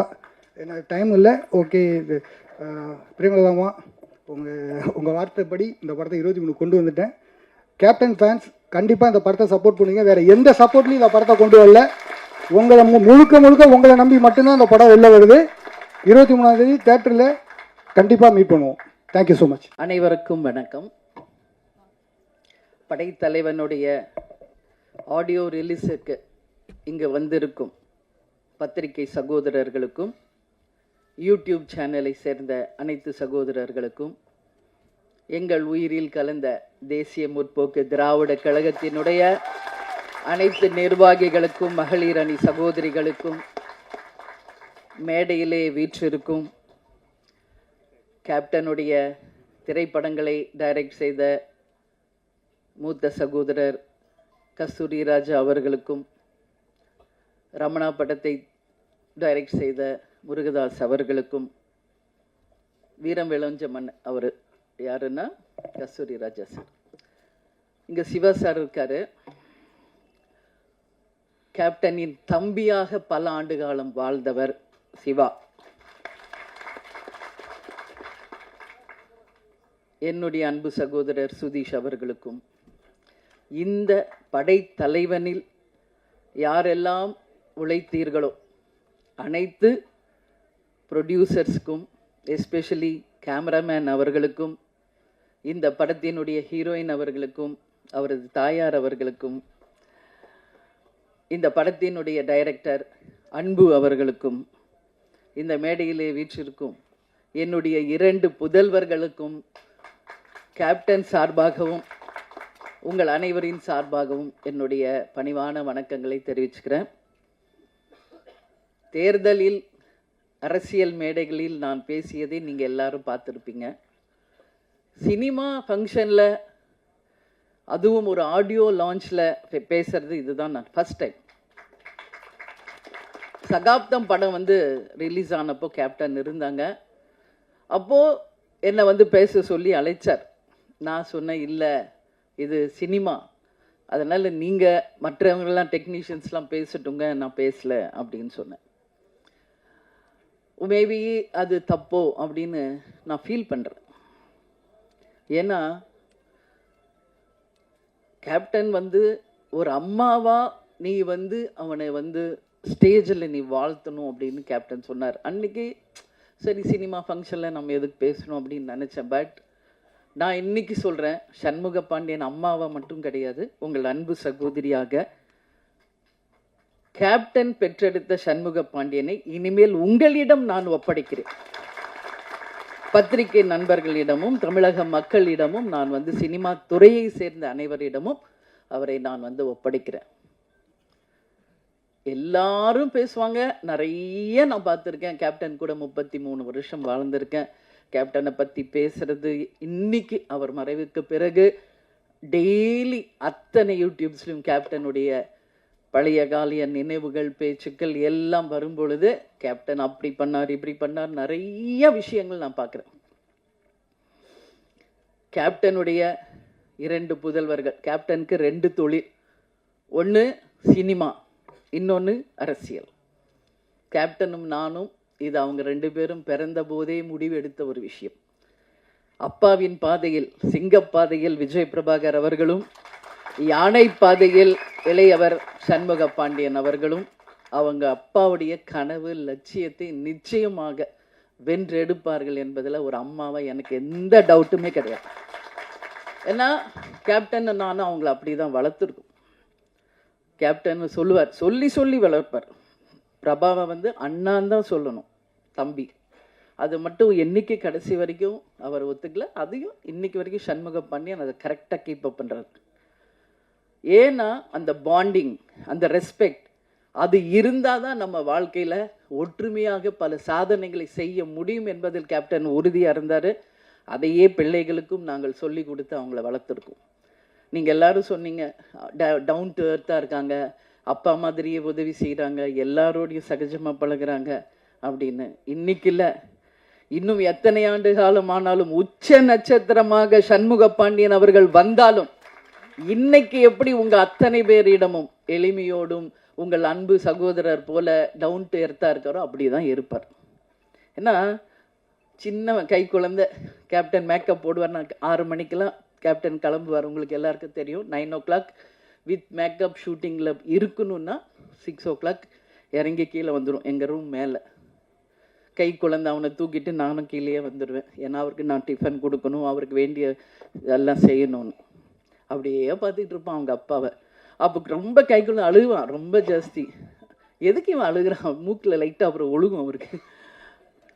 கிளம்புவார் ஷூட்டிங்க்கு. நான் சொல்கிறேன், அதெல்லாம் எனக்கு நினச்சா எந்த சங்கோச்சமும் கிடையாது. மூக்கில் ஒழுங்கும், மேக்கப் போட்டிருப்பார், ட்ரெஸ் போட்டிருப்பார். வண்டி ஏற போகும்போது அப்படியே ஆவான். அப்படியே அழகாக அந்த மூக்கை தொடச்சி விட்டு, கண்ணை தொடச்சி விட்டு ஒரு முத்தம் கொடுத்துட்டு தான் போவார். அதே மாதிரி தான் விஜய் பிரபாகர். ஏன் அதை சொல்கிறேன்னா, ஒரு அப்பாவாக அவ்வளோ ஒரு ஆசையாக பிள்ளைகளை வளர்த்தார் கேப்டன். இன்னைக்கு 2 பேரும் இன்னைக்கு அவங்க அப்பா இல்லாததை ரொம்ப ரொம்ப ரொம்ப மிஸ் பண்ணுறாங்க. இங்கே கேப்டன் இல்லைன்னு நான் நினைக்கவே இல்லை. இங்கே தான் இருக்கார் கேப்டன். இந்த ஆடியோ ஷோவில், இன்னைக்கு ஆடியோ லான்ச்லேயும் இங்கே தான் கேப்டன் இருக்கார், நம்மோட தான் இருக்கார். அதில் எனக்கு எந்த மாற்று கருத்துமே கிடையாது. இந்த இடத்தில் கேப்டன் இருந்து அவருடைய நல்லாசியுடன் அவருடைய வாழ்த்துக்களுடன் தான் இந்த ஆடியோ லான்ச் நடந்துக்கிட்டு இருக்கு. அதில் எந்த மாற்று கருத்துமே இல்லை. அதே மாதிரி சண்முக பாண்டியனை பார்த்தீங்கன்னா ஒரு டென்ஷன் இருக்கும் ஏதாவது வாழ்க்கையில். ஆனால் அவனை அறியாமல் ஃபோனில் ரொம்ப சிரித்து பேசிக்கிட்டு இருந்தாலே நான் கேட்பேன், யார் அன்பு கூட பேசிக்கிட்டு இருக்கியா அப்படிமே. ஏன்னா அந்த அளவு டைரக்டருக்கும் அவருக்கும் அப்படி ஒரு பாண்டிங். அவரோட ஸ்ட்ரெஸ் பிளஸ்டர் வந்து சண்முகா வந்து மனசு விட்டு பேசுறது யாருன்னா அன்பு. ஸோ அந்த அளவு வந்து அவங்க ரெண்டு பேருடைய புரிதல் இருக்கு. இப்போ அடுத்த படம் டைரக்டர் எங்க அம்மா உங்களுடைய பெரிய ஃபேன் சார். ஊதா கலர் ரிப்பன் அப்படின்னு போட்டாலே போதும். எங்க அம்மா 85 வயசு, இன்னைக்கும் எந்திரிச்சு உட்காந்து பார்ப்பாங்க. நான் இதை சார் வந்து கதை சொல்ல வரும்போது வீட்டுக்கு வரும்போதே நான் சொல்லியிருக்கேன். அதே மாதிரி தான் சசிகுமார் சார், அவரும் வீட்டுக்கு கதை சொல்ல வரும்போது அவருடைய அந்த டவுன் டு எர்த் அங்கே பார்த்தேன் வீட்டில். சசிகுமார் சார், நீங்கள் சொல்லியிருக்கீங்க குற்ற பரம்பரை நிச்சயமாக வரும் அப்படின்னு நான் உறுதியாக நம்புகிறேன். ஹாட் ஸ்டார் மூலியமாக வருதோ இல்லையோ, அது வெப் சீரீஸாக வருதோ இல்லையோ, அதை ஒரு திரைப்படமாக நாம் அனைவரும் சேர்ந்து நிச்சயம் எடுப்போம்ன்றதை இந்த ஸ்டேஜில் உங்களுக்கு நான் உறுதியளிக்கிறேன். உங்களுடைய படம் மிகப்பெரிய வெற்றி அடைஞ்சிருக்கு. அதுக்கு உங்களுக்கு நான் வாழ்த்துக்களை சொல்கிறேன். அதே மாதிரி தான் நம்மளுடைய ரமணா டைரக்டர், அவருடைய திருமணத்துக்கு போயிட்டு வந்து தான் கட்சியே ஆரம்பிச்சு. அதனால் எல்லாருமே கேப்டனோட பாண்டிங் தான். இதில் யாருமே கேப்டன் உடைய அந்த நட்பு இல்லாமல் யாருமே கிடையாது என்பது உங்கள் எல்லாருக்குமே தெரியும். விஜய் பிரபாகர் தம்பி வந்து ஸ்டோரி சொல்லும்போது அவரும் உட்காந்து கேட்பார். ஸோ நான் ஒரே ஒரு விஷயம்தான் சொல்கிறேங்க, படைத்தலைவன் ஒரு அனிமலுக்கும் ஒரு மனிதருக்கும் இருக்கின்ற அந்த அன்பின் பாலம். ஒவ்வொரு வீட்லேயும் நம்ம டாக் வளர்க்குறோம், பெட் அனிமல்ஸ் இருக்குது. வீட்டில் எப்பவுமே கேப்டனும் சரி, நானும் சரி, பிரபாஷமும் எல்லாமே ஒரு பெட் லவர்ஸ். நம்ம வீட்டில் எவ்வளோ டாக்ஸ் இருக்குன்றது உலகத்துக்கு தெரியும். அவங்க அன்பாக வளர்க்குற கிளி எத்தனை இருக்குன்றது உங்களுக்கு தெரியும். மீன் இருக்குது. அதே மாதிரி சண்முக பாண்டியனுக்கு ஒரு லக்கு, மதுரை ஃபஸ்ட்டு சகாப்தம் பண்ணார். அவங்க மாமா ப்ரொடியூசராக இருந்து வல்லர் அவர் சுதீஷ் எடுத்தது. அடுத்தது மதுரை வீரன். அதில் பார்த்தா ஒரு ஜல்லிக்கட்டு காலை. இதில் எப்படி வந்து தம்பி எப்படி யானையோடையே பழகுறாரோ அது மாதிரி அந்த ஜல்லிக்கட்டு காளையோடையே அவ்வளோ ஒரு பாண்டிங்காக தம்பி பழகியிருக்கார். அப்போ அம்மா நம்மளும் ஒரு ஜல்லிக்கட்டு காளையை வாங்கணும், வளர்க்கணும். அவங்க கேட்டால் நான் நோவே சொல்ல மாட்டேன். கேப்டன் கேட்டாலும் நான் நோ சொல்ல மாட்டேன், பசங்க கேட்டாலும் நான் நோ சொல்ல மாட்டேன். ஏன்னா யாரெல்லாம் ஒருவர் பெட் லவர்ஸாக இருக்காங்களோ அவங்க அத்தனை பேரும் நல்லவர்களாக தான் இருப்பாங்க. ஒரு வாயில்லாத ஜீவன் மேலே அன்பு வைக்கக்கூடியவர்கள் அப்படின்னா அவங்க உண்மையிலேயே நல்லவர்களாக இருந்தால் தான் அது முடியும். இதுதான் உண்மை. இதில் எந்த மாற்று கருத்துமே இல்லை. அதனால் கேப்டன் கள்ளழகரில் நடித்தப்போ அந்த யானையோட அவ்வளோ அவருக்கு பாண்டிங் ஆயிடுச்சு. என்கிட்ட ஃபோனில் கேட்டார், நான் கூப்பிட்டு வந்துடுவா வீட்டுக்கு அப்படின்னாரு. தாராளமாக உங்களுக்கு பிடிச்சா கூப்பிட்டு வாங்க, பட் நம்ம வீடு சின்ன வீடு, உங்களுக்கு எல்லாருக்கும் தெரியும், ஒரு கிரவுண்டு வீடு, அதில் எப்படிங்க நீ யானையை நம்ம வச்சுருக்கிறதுன்னு. ஆனால் அதே தான் சண்முக பாண்டியன் படைத்தலைவனில் நடிச்சுட்டு 5 யானை, அதில் வந்து மணியன் அவருக்கு ரொம்ப ஃப்ரெண்டு. இன்னொரு யானை பேர் பிரேமாவா ஏதோ சொல்லி புஜ்ஜியா அது சொல்லுவார். அது எல்லாமே எனக்கு ஃப்ரெண்ட்ஸ் ஆயிடுச்சுமா, நீங்கள் எஸ் சொன்னால் நான் கூப்பிட்டு வந்துடுறேன் ஏதாவது ஒரு யானையான்னு. நான் இது வரைக்கும் சொல்லலை, இப்போ சொல்கிறேன். சண்முக பாண்டியனுக்கும் என் கேப்டனுக்கும் சொல்கிறேன், உறுதியாக ஒரு யானை நம்ம வாங்குவோம். அதே நீங்கள் எப்படி நீங்கள் டாக்ஸை வளர்க்குறீங்களோ அது மாதிரி நீங்கள் வளர்க்கணும். ஏன்னா அது அவருடைய விருப்பம், சண்முகாவுடைய விருப்பம். இன்றைக்கி அதை வந்து நான் ஒரு விநாயகருடைய அடையாளமாக தான் பார்க்குறேன். முருகர் எப்பயுமே அண்ணன் கணேஷாவை கும்பிட்டுட்டு தான் எந்த ஒரு விஷயத்தையும் தொடங்குவார். அதே மாதிரி தான் இவங்களும் சண்முகாவும் விஜய் பிரபாகர் கிட்ட சொல்லி அந்த அன்போடு அவர்கிட்ட பிளெஸிங் வாங்கி தான் கிளம்புவார். அந்த மாதிரி ஒரு அன்பு அவங்களுக்குள்ள சின்ன வயசுலேருந்தே இருக்குது. அதனால் நிச்சயமாக இந்த படம் மிகப்பெரிய வெற்றி படமாக மாறும். அன்பு வந்து சொல்கிற எவ்வளோ ஸ்ட்ரகிள்ஸ் இந்த மூவி ரிலீஸ் ஆக எனக்கு தெரியும். பொங்கல் வெளியீடுன்னு போட்டாங்க, நான் அப்போ கூட சொன்னேன் விரைவில் போடுங்க. இல்லை கண்டிப்பாக வந்துடலாம் மேடம்னார். சரி உங்கள் நம்பிக்கை. அதுக்கப்புறம் என்னெல்லாம் நடந்தது என்பது எல்லாருக்கும் தெரியும். ஒரு திரைப்படம் எடுத்து முடித்து அதை ரிலீஸ் பண்ணுவதற்கு எல்லாரும் சப்போர்ட் பண்ணுங்க. கேப்டன் எத்தனை பேருக்கு எவ்வளோ சப்போர்ட் பண்ணியிருக்காரு, எவ்வளோ திரைப்படங்களுக்கு சப்போர்ட் பண்ணியிருக்காரு, எத்தனை டெக்னீஷியன்ஸுக்கு சப்போர்ட் பண்ணியிருக்காரு. ஒரு படம் ரிலீஸ் ஆனதான் அதை நம்பி வாழ்கின்ற அத்தனை ஆயிரம் குடும்பங்கள் நல்லா இருக்கும். அதில் எந்த மாற்று கருத்துமே கிடையாது. சினிமா நல்லா இருந்தா அதை நம்பி இருக்கிற ஆயிரக்கணக்கான மக்கள் நல்லா இருப்பாங்க. அதில் நாங்கள் உறுதியாக இருக்கோம். கேப்டன் கூடயே இருந்து சினிமானா என்ன என்பது நாங்கள் நல்லா உணர்ந்திருக்கோம். நிச்சயமாக கேப்டன் விட்டுட்டு சென்ற அந்த இடத்தை அரசியலில் விஜய் பிரபாகரும், சினிமா துறையில் சண்முக பாண்டியனும் கேப்டன் மாதிரி இருந்து நிச்சயமாக அனைவருக்கும் அதே மாதிரி இருப்பாங்க என்பதில் எந்த மாற்று கருத்தும் யாருக்கும் வேண்டாம். எனவே நிச்சயமாக இந்த படம் மிகப்பெரிய வெற்றி படமாக அமைய வேண்டும் என்று கேட்டுக்கொண்டு, கேப்டனுடைய ஆசீர்வாதத்தாலும் இங்கு வந்திருக்கின்ற அனைத்து நல்ல ஒழுங்கலினுடைய ஆசீர்வாதத்தோடும் படைத்தலைவன் மிகப்பெரிய ஒரு வெற்றி படமாக அமையணும் சொல்லி கேப்டனையும் கடவுளையும் நான் வேண்டிக்கிறேன். மீண்டும் மாபெரும் ஒரு வெற்றி விழாவில் உங்களை சந்திப்பேன் என்று கூறி உங்களிடமிருந்து விடைபெறுகிறேன். நன்றி, வணக்கம்.